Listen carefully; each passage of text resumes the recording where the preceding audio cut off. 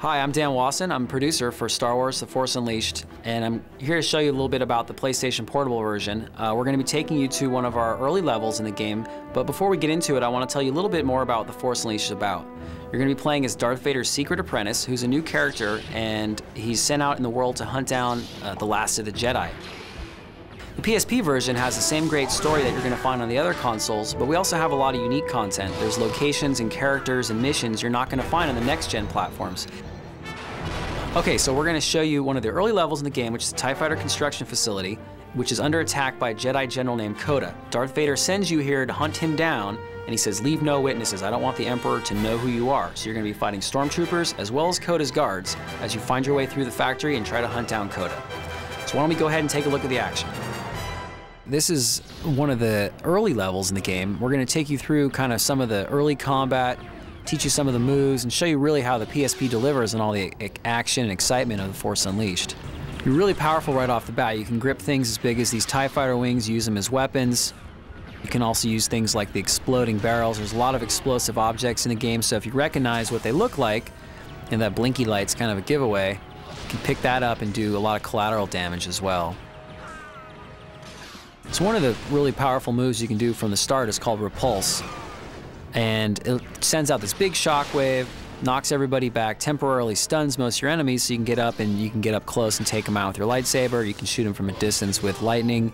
You kind of combine things that are melee attacks or up close with range attacks like lightning, which works from a distance. Throwing your lightsaber is kind of a range attack. So the TIE Fighter mission is really about introducing you to how powerful you can be as the apprentice. Right away you've got lightning and push, and you can throw your lightsaber, and you even got some basic combos, so you're able to deal with your enemies real easily, fight your way through them, and have a lot of fun right off the bat. These are the kind of moves we always envisioned with The Force Unleashed from the beginning, that you would be strong enough to take a TIE Fighter wing and slam it into a wall and then use that as a way to, move through the environment. So even though the PSP has a smaller screen, we really don't think there's any drop-off in the excitement and the action. There's guys flying everywhere. We've got real physics working on the PSP, enemies ragdolling, lots of things blowing up, and everywhere you go, you're going to leave this trail of destruction behind you in the environment. So I don't think there's anything that you're missing from the PSP experience.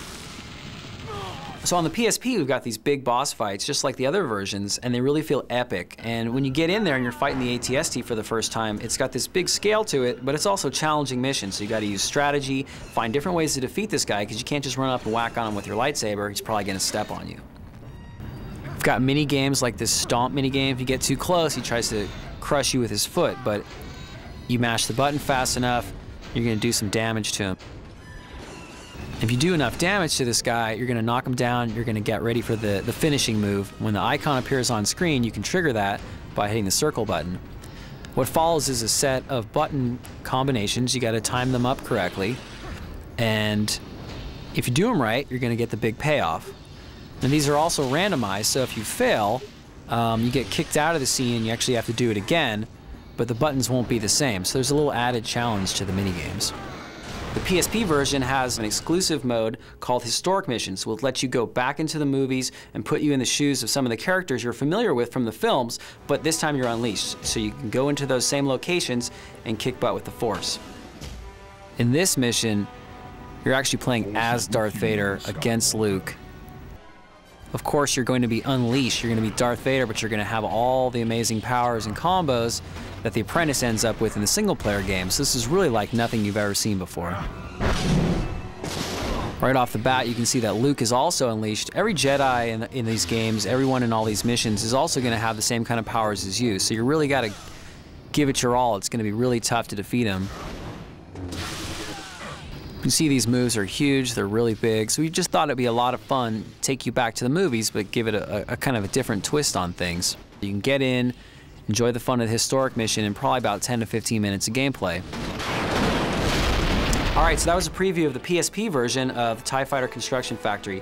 This is just kind of the beginning. There's so much more in store. The PSP has a ton of extra content. We've got historic missions. We've got a lot of unique modes like multiplayer you're not going to find on any other platform.